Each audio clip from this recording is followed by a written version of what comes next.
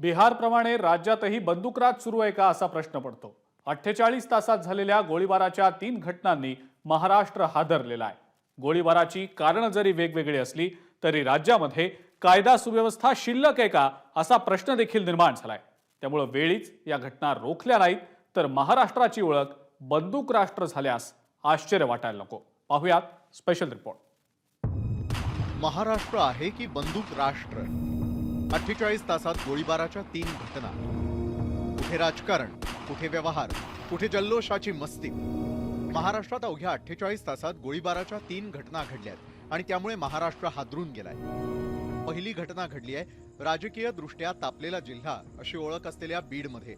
परळीच्या bank colony परिसरामध्ये हा गोळीबार झालाय। त्यात मरळवाडीचे सरपंच बापू आंधळे यांचा मृत्यू झालाय, तर नंदागौळ इथल्या ज्ञानबा मारुती गित्ते आणि महादेव गित्ते हे गंभीररित्या जखमी झाले आहेत। धक्कादायक बाब म्हणजे राष्ट्रवादी शरद पवार गटाचे महाराष्ट्र उपाध्यक्ष बबन गित्ते यांनी या दोघांना महादेव गित्ते यांच्या घरी बोलावून हा गोळीबार केलेला आहे। बबन गित्ते यानं शरद पवारांच्या उपस्थितीमध्ये पक्षप्रवेश करताना 700 गाड्यांचा ताफाने जोरदार शक्ती प्रदर्शन केल्याचीही जोरदार चर्चा रंगली होती। तर ज्ञानबा गित्ते यांनी धनंजय मुंडे गटामध्ये प्रवेश केलाय। तेव्हापासूनच वेगवेगळ्या गटामध्ये असल्यानं दोघांमध्ये राजकीय वाद असल्याची चर्चा आहे। आम्ही 302, 307 आणि भारतीय हत्यार कायद्याप्रमाणे गुन्हा दाखल केलेला आहे 5 आरोपींविरुद्ध आणि त्या इन्क्लुडिंग जखमी जो आहे त्याच्यावर देखील गुन्हा दाखल केलेला आहे। काही पैशावरून वाद असल्याचं प्राथमिक तपासातून दिसून येत आहे आणि तो तपास आम्ही पूर्ण करतो आहोत। प्रोफेशनल पद्धतीने आम्ही तो तपास करणार आहोत आणि याच्यामध्ये सखोल तपास करून याच्यात जे फाइंड आउट्स आहेत ते काढतो। तर तिकडे नाशकात जल्लोषाची मस्ती काय असते याचं विदारक दर्शन महाराष्ट्राला झालंय। भारतानं T20 वर्ल्ड कप जिंकल्यानंतर आनंदाच्या भरात 2 गट रस्त्यावर उतरले आणि त्यांच्यात झालेल्या राड्यामध्ये कोयते नाचवत गोळीबार झाला।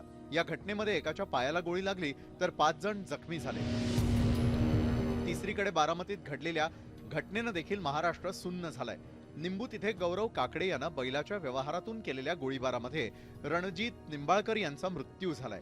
या प्रकरणी सोमेश्वर कारखान्याचे माजी अध्यक्ष शहाजी काकडे आणि त्यांचा मुलगा गौरव काकडेला अटक झाली आहे, तर फरार झालेल्या गौतम काकडेचा शोध सुरू आहे। काकडे आणि निंबाळकर यांच्यामध्ये झाला होता शर्यतीच्या बैलाचा व्यवहार।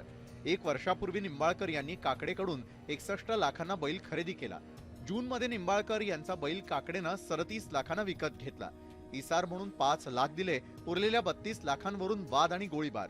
पोलिसांनी जे आम्हाला शब्द दिला होता की बैल भेटेल व गौतम काकडेंना अटक करू, तर ते जर आम्हाला तिथं झालं नाही तर माझे महाराष्ट्रातील गृहमंत्री, मुख्यमंत्री, उपमुख्यमंत्री यांना नम्र विनंती आहे की तुम्ही याच्यात थोडंसं लक्ष दिलं पाहिजे, कारण की जर नाही लक्ष दिलं तर आम्ही तिथून उठणार नाही। मी व माझी मुलगी तिथंच आत्महत्या करू। महाराष्ट्रात सध्या पावसाळ्याचे दिवस सुरू आहेत। एकीकडे वारकऱ्यांनी पंढरीची वाट धरली आहे तर दुसरीकडे पेरण्यांची लगबग सुरू आहे। अशा सगळ्या वातावरणात आवाज घुमतोय बंदुकींच्या फायरिंगचा। या तिन्ही घटना घडल्यानंतर अनेकांना मुंबईत झालेल्या घोसाळकर हत्या प्रकरणाची आठवण झाली। गोळीबाराच्या या वारंवार घडणाऱ्या घटना पाहून सर्वांना एकच प्रश्न पडलाय, हा महाराष्ट्र आहे की बंदूक राष्ट्र? ब्युरो रिपोर्ट, ABP माझा।